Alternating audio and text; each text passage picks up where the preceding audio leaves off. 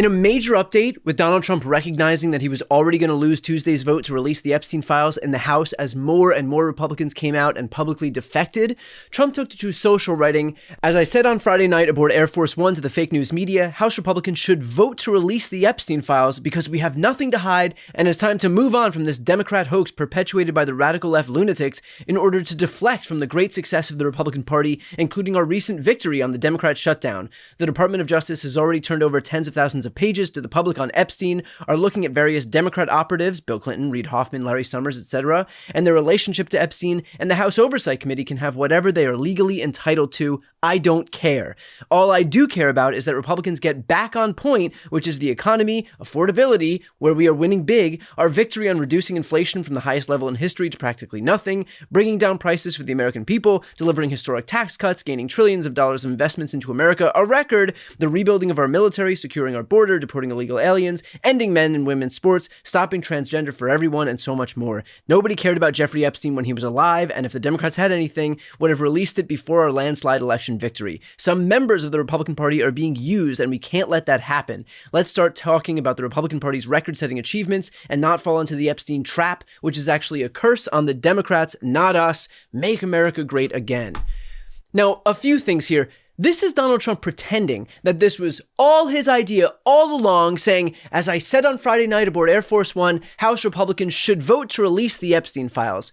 Yeah, not exactly what happened. In reality, this is what he said on Friday night aboard Air Force One as it relates to the release of the Epstein files. Marjorie Taylor Greene, the congresswoman, was on CBS News. She was talking about how the files should be released. We anticipate that a vote will happen in the House. I know you wrote about the investigation today. I don't care about it, released or not. What I think you should do, if you're going to do it, then you have to go into Epstein's friends. This Reid Hoffman spent a lot of time on the island. I was never on his island. Bill Clinton went there supposedly 28 times. You're going to have to look into his friends because, if they're going to do that, and I think the perfect guy to do it would be Southern District, somebody like Jay Clayton. I understand that's who's been assigned. But does the congresswoman have a point, though? Does Marjorie Taylor Greene have a point? Does she have a point, though? I know nothing about her. On the release of the files, all the files. Well, they can have whatever they want. They already do. I think they have 50,000 pages already. Look, this is a Democrat hoax. This is a hoax put out by the Democrat, and a couple of few Republicans have gone along with it because they're weak and ineffective. But this is a Democrat hoax to get away from the fact that they just lost the shutdown and they've lost the election. Jeffrey Epstein and I had a very bad relationship for many years. But he also saw strength because I was president. So he dictated a couple of memos to himself. Give me a break. You're going to find out what did he know with respect to Bill Clinton, with respect to the head of Harvard, with respect to all of those people that he knew, including J.P. Morgan Chase. Sir, yeah, Jennifer, go ahead. Go ahead. In the files, Venezuela, why not acting as a... Now, at one point, he goes so far as to say he doesn't care about the Epstein files, but that was followed immediately by a clarification that any Republicans that do opt to release the files are, quote, weak and ineffective. But at no point did he ever encourage their release. In fact, he literally marched Lauren Boebert into the Situation Room to try and get her to remove her name from the discharge petition. And he has been the sole impediment to releasing these files for months. So the notion that he wants them released or has encouraged their release is an absolute farce. In reality, he can see the writing on the wall. He can see that all of these Republicans are coming forward and announcing their support for the bill like this. I want to start first with this potential vote. You did not support the discharge petition. How are you planning to vote next week? Yeah, I'm going to vote yes. I mean, I've said all along I'm for, total transparency here, consistent with protecting the victims. And so this is going to be coming for a yes up or down vote on the House floor next week, and I plan to vote yes. Look, I think the Oversight Committee, I'm going to vote for it if it comes up because... You'll vote for the bill? Yeah, because, look, I think the Oversight Committee has pushed out a lot of disclosures. The administration's done a lot. If you look in the UK, they've tried to do something towards Prince Andrew. But one of the things that went away during this shutdown is Pam Bondi was supposed to come to the House and answer these questions. And look, I'm not on the Judiciary Committee, but I did want Pam Bondi to come and do some explaining. Everyone everyone that voted for Trump Vance, everyone was like, release the Epstein files. Right. This is not even an argument. It's not even debatable. It's not being a traitor to the president to sign my name on a Thomas Massie discharge petition to release the Epstein files. No. I am staying true to what we've always said. There needs to be transparency. We're forcing this vote, and it's going to happen. I would remind my Republican colleagues who are deciding how to vote, Donald Trump can protect you in red districts right now by giving you an endorsement. But in 2030, he's not going to be the president, and you will have voted to protect pedophiles if you don't vote to release these files, and the president can't protect you. The Speaker said this is all a political exercise. Certainly the families of the victims don't think it is. I think the Speaker realizes the train has left the station on this. Let's rip the Band-Aid off and get it done. And I wish the president realized that. The more the White House pushes back on this, it's, it just looks bad, right? I mean, it was the Attorney General came out and said all these white binders, we're going to release all this information, and then a month later said, oh, no, we're not. So it's been a PR blunder from the beginning. And I think the Speaker is right. This is going to happen, so let's get it done and vote on it. And we got to realize it still has to go to the Senate. Then it has to go to the president for signature. Meanwhile, our oversight committee is releasing thousands and thousands of pages of evidence concerning Epstein. In other words, he knows he's going to lose, so he's moving the goalposts and pretending that this is what he wanted all along. It's worth noting, too, Trump is the president. If he wanted these files released, as he claims he did, he could have them released at any time. They are literally in his administration's possession. In fact, the only reason that we don't already have the files is because of him. So the notion that he's out here advocating for their release is almost comical at this point. Now, there may be another reason that Trump is okay with these files being released. He says, quote, House Oversight Committee can have whatever they are legally entitled to.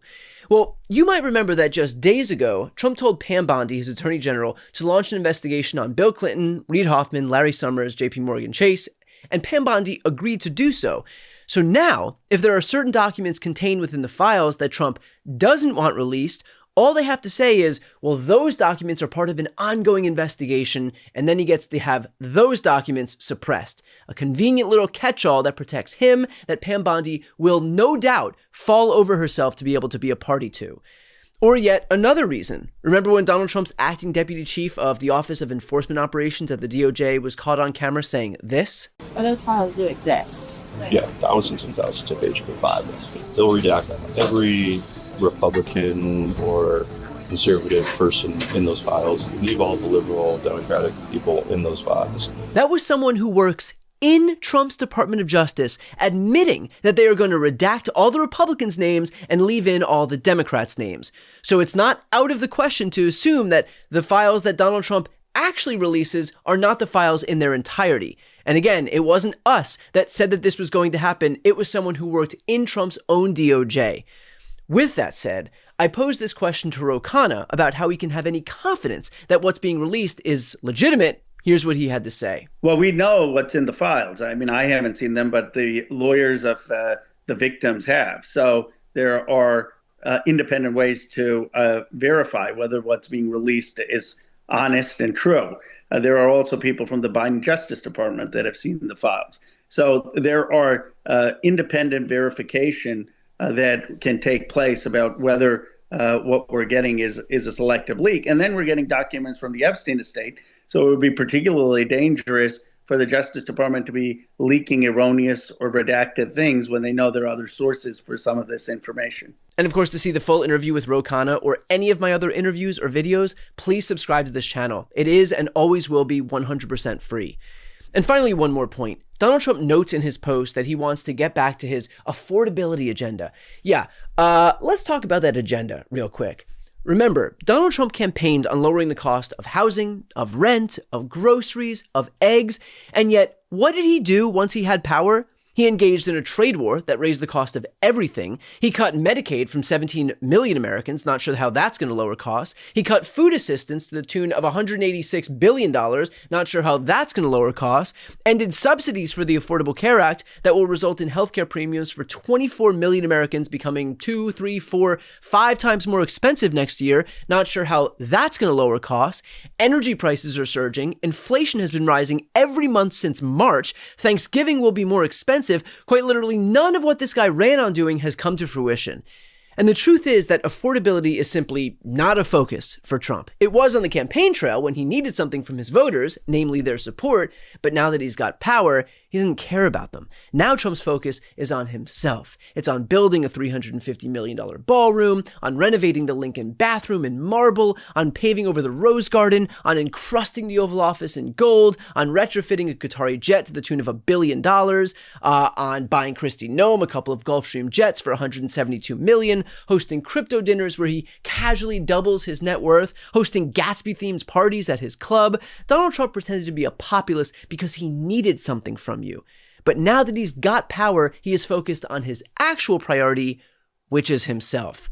The reality is that Trump is very clearly flailing, and that's because he's having a lot of trouble keeping up with the lies, and everyone's beginning to catch on, including, by the way, Republicans. The lies about affordability are falling flat, just like the lies about Epstein are falling flat, and people are very quickly catching on to what a con this has all been. And these desperate attempts to salvage his reputation are only proving how weak and small he's become. Before you go, if you enjoyed this content and you want to see more and support independent media, please subscribe to this channel. The subscribe button will be right here on the screen. But second, the reality is that we are now in a political environment where this administration can lean on any of the social media platforms to suppress certain voices if they don't like critical coverage. That means my longevity here is in the hands of a few tech billionaires who are already making it clear that they are willing to cater to this administration. To that end, signing up for my newsletter is a way for me to reach you directly if that ever becomes necessary. I'll put the link right here on the screen as well, so please sign up. It's free, but there's also an option to do a paid subscription if you'd like to support me and my team. I really appreciate it. Thanks so much for watching.